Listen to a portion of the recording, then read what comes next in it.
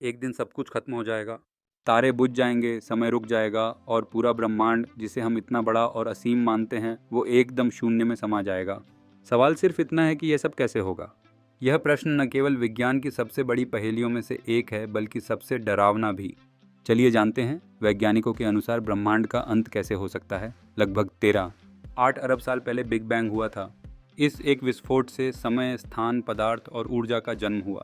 ब्रह्मांड फैलने लगा और आज तक फैलता जा रहा है। जैसे जैसे समय बीतता गया, आकाशगंगाएं एक दूसरे से दूर होती गईं, लेकिन हर चीज़ जिसका एक आरंभ है उसका अंत भी तय है। ब्रह्मांड के अंत को लेकर वैज्ञानिकों ने 3 बड़े सिद्धांत दिए हैं: बिग फ्रीज, बिग क्रंच और बिग रिप। सबसे पहले बात करते हैं बिग फ्रीज की। इस थ्योरी के अनुसार ब्रह्मांड का फैलाव कभी नहीं रुकेगा, बल्कि ये इतना फैल जाएगा कि तारे बनने के लिए ज़रूरी गैसें इतनी पतली हो जाएंगी कि नया कुछ नहीं बन पाएगा।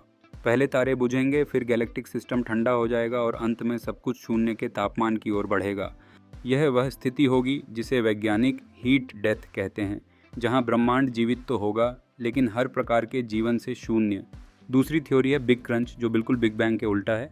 अगर किसी समय ब्रह्मांड का फैलाव रुक गया और गुरुत्वाकर्षण की ताकत उसे वापस खींचने लगी तो एक दिन सभी तारे, ग्रह, गैलेक्सी और हर कण एक जगह आकर फिर से सिकुड़ जाएंगे। यह ऐसा होगा जैसे पूरी सृष्टि वापस एक बिंदु में समा जाए और शायद वहाँ से एक नया बिग बैंग शुरू हो, एक नया ब्रह्मांड जन्म ले। अब आते हैं तीसरे और सबसे डरावने अंत पर, बिग रिप। ये थ्योरी कहती है कि ब्रह्मांड का फैलाव अगर तेज होता गया तो एक दिन आकाशगंगाएं, तारे, ग्रह और यहाँ तक कि परमाणु तक एक दूसरे से अलग हो जाएंगे। गुरुत्वाकर्षण, इलेक्ट्रॉनिक बल, हर ताकत को ये फैलाव चीर देगा। ब्रह्मांड फट जाएगा और सब कुछ बिखर जाएगा, यहाँ तक कि हमारे शरीर के परमाणु भी अलग अलग हो जाएंगे। इस स्थिति में न कोई ब्लैक होल होगा, न पुनर्जन्म, सिर्फ खामोशी और शून्यता। अब सवाल उठता है, क्या ये सब सच है? वैज्ञानिक कहते हैं कि अभी के डेटा और गणनाओं के अनुसार सबसे संभावित अंत है बिग फ्रीज। लेकिन चिंता की बात नहीं, क्योंकि ये अंत अरबों साल बाद होगा।